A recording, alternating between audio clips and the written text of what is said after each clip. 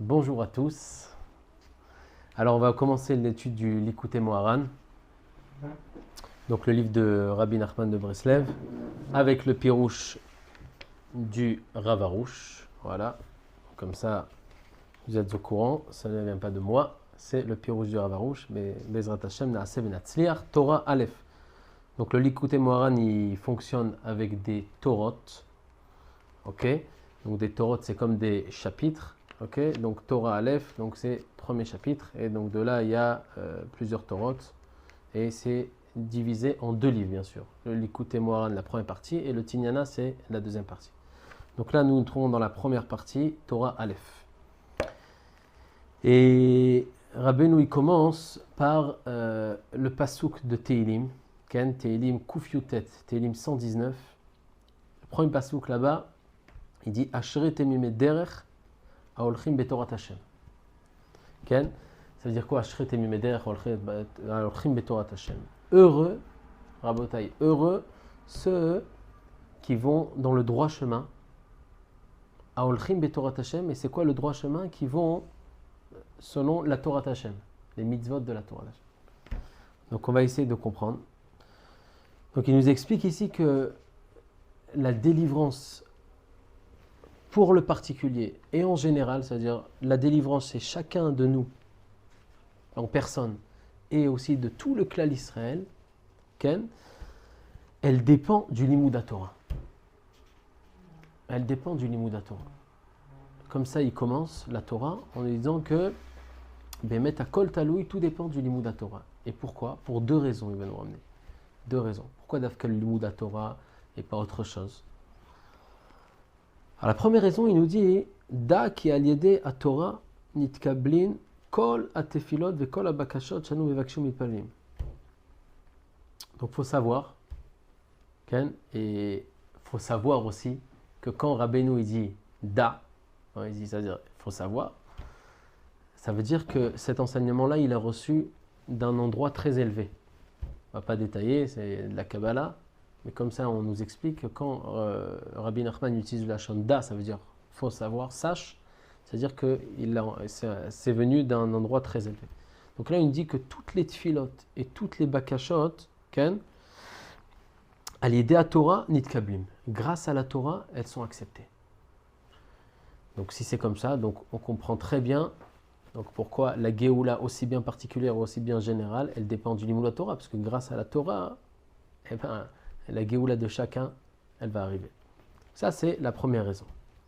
La deuxième raison, il nous dit, pourquoi ça dépend du Limud Torah? Ve'achen ve'achashivut shel Israël nit'ale ve'nitromem bifnei kol mi shetzrichim en beruchani en begashmi. Donc, il y a le chen. Le chen, la traduction, c'est la grâce.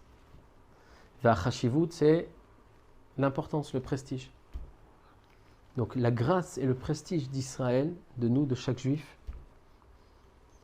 nit'ala v'nitromem bifnei kol mi shetzrichim en beruchani en begashmi. Ça veut dire que grâce au Limud Torah, alors on obtient de la grâce, on obtient du prestige. La grâce, c'est l'intérieur, il nous explique le Rav Arush, et le prestige, c'est l'extérieur, l'apparence extérieure.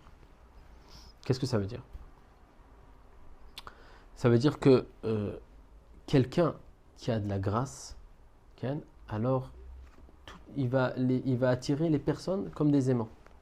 Comme des aimants. Vous prenez deux magnets, une qui se colle à l'autre. Alors quelqu'un qui va acquérir cette grâce-là et cette rachivut, les personnes, ils vont être aimantées à lui.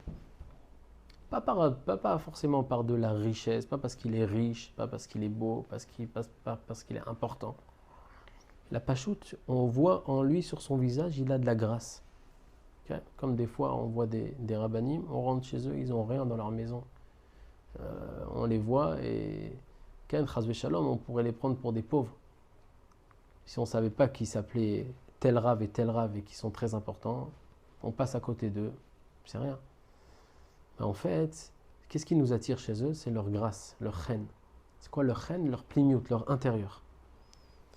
La chashivut, ça c'est l'extérieur. Donc grâce au Limud Torah, Rabotai, alors on va acquérir cette grâce-là. Okay? Et ça, il dit aussi, והאכן והחשיבות של ישראל נתעלה ונתרומם בפני כל מי שצריכים, הן ברוחני הן בגשמי. C'est-à-dire quoi? בפני כל מי שצריכים. Tout celui qui a besoin. C'est-à-dire quoi? Tout celui qui a besoin. Alors il explique ici le Rav Arush, כל אחד ואחד מבני העולם ירצה להיות כמותם ולהתקרב אליהם. רבנו כתב כאן לשון כוללת בפני כל משתרים וכפול הן ברוחני הן בגשמי, וכדי להדגיש שלא רק בעיני השם יהיה להם חן, אלא גם בעיני כל אדם. לכן מי שיש לו חן, אז כל בקשה שצריך לבקש, אפילו מכל אדם היא תתמלא. Ça veut dire quoi? בפני כל מי שצריכים, pas seulement ils vont avoir de la grâce par rapport à Kadosh Baruch Hu, ils vont aussi avoir de la grâce par rapport à chaque personne qui les voit. Et pas seulement le Ham Israël, même les Umot HaOlam. Ça veut dire, grâce à leur grâce, ils vont réussir à attirer même les personnes des autres peuples. כי עכשיו בעוונותינו הרבים, חן והחשיבות האמיתי של ישראל נפל. Il te dit, qu'est-ce qui s'est passé? Cette grâce-là, on ne l'a pas, parce qu'il nous faut notre Géoula. On a dit, on cherche la Géoula pratique, la Géoula klalite, la délivrance particulière, la délivrance générale. Mais là, on n'a pas encore la délivrance. On a dit que cette délivrance-là, ça sera grâce au Limud Torah. Grâce au Limud Torah, nos tfilotes, elles vont être acceptées, ça va amener la Géoula. Et grâce au Limud Torah, on va acquérir cette reine et cette rachivut-là. Et quand on a perdu cette rachivut-là et cette reine, bah, avonotenu. Okay? À cause de nos fautes, alors cette reine-là et cette rachivut-là, elle s'est en allée. Et en étant mitaken, en faisant tchouva et en étudiant la Torah, alors ça va nous ramener cette reine et cette rachivut qui par la suite amènera la délivrance aussi bien à chaque particulier, aussi bien au clan Israël. Et c'est ce qu'il nous dit ici le Rav.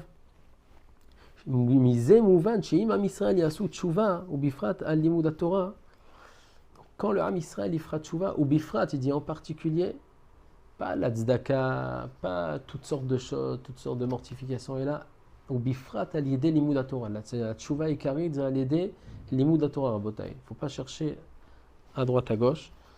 אז יזכו שהחן והחשיבות דקדושה של כלל ישראל יתעלה מחדש. Donc cette reine et cette rachivut qui sont tombés très bas à cause de nos fautes, ils vont revenir, ils vont remonter mechadash, et c'est ça qui va amener la Géoula. Il continue. Et il nous dit qu'il faut savoir qu'il y a deux sortes de reines aussi, il ne faut pas se tromper. Il y a la reine amiti, parce qu'il nous dit, si on a bien écouté, qui archa ba'avonotenu harabim chen v'chashivut amiti. C'est-à-dire quoi? Chen v'chashivut amiti. C'est-à-dire quoi? La chen, la grâce et la chashivut vraie. C'est-à-dire qu'il y a quelque chose de faux aussi. Et oui, Rabota, il me dit qu'il y a une chen de sheker. Qui est chen shel emet v'yesh chen shel sheker. Comme on dit dans le pasuk, sheker achen. Sheker achen. Dans le pasuk qu'on lit tous les vendredis soirs dans Ishat Ha'il, Sheker Achen. Donc nous, ce qu'il faut qu'on acquiert, c'est le Chen Amiti, le vrai Chen. Comment on acquiert cela? Alors il nous dit, Rabbeinu, שככל שאדם יחזיק בתורה שהיא האמת, כן יזכה דווקא לאותו חן האמיתי ויחזק את התגלות החן האמיתי בעולם. ולהפך, מי שלא יחזיק בתורה, אז על ידי זה נופל לבחינת שקר החן, ונותן כוח לחן של השקר לגבור חדש. On dit que grâce au limud de la Torah qui est émet, alors là on va acquérir le vrai chen, la vraie grâce. Mais lorsque on n'étudie pas la Torah, on n'est pas marzik batorah, alors là on tombe dans le sheker achen, on tombe dans la beauté qui est le sheker. Ki arshav ikar achashivut ve'achen hu etzlam. Qu'est-ce qu'il nous dit là maintenant? Il continue, il dit Ki arshav ikar achashivut ve'achen hu etzlam. Misé etzlam, etzlam c'est chez les goyim. C'est-à-dire le principal de la chashivut, du prestige et de la chen, il est chez les goyim et il n'est plus chez nous. À cause de nos fautes, on a perdu cette chen et cette chashivut-là, et maintenant il est chez les goyim. Et Tassimoulev, faites attention, comment il a rappelé Rabbeinu le Lachon, regardez bien, Ki arshav ikar achashivut va'achen hu etzlam. C'est-à-dire que quand il parle des goyim, des autres peuples, alors il précède la chashivut au chen. Pourquoi? Alors, chez nous, on a d'abord appelé le chen, qui est l'intérieur. Après, chashivut, qui est l'extérieur. Et là, il dit, oui, mais maintenant, sache que à cause de nos fautes, la chashivut et la chen, ils sont chez eux. Pourquoi chez les goïms, il a d'abord précédé la chashivut et après le chen? Ça, Bezrat Hashem, on verra dans le prochain shiur.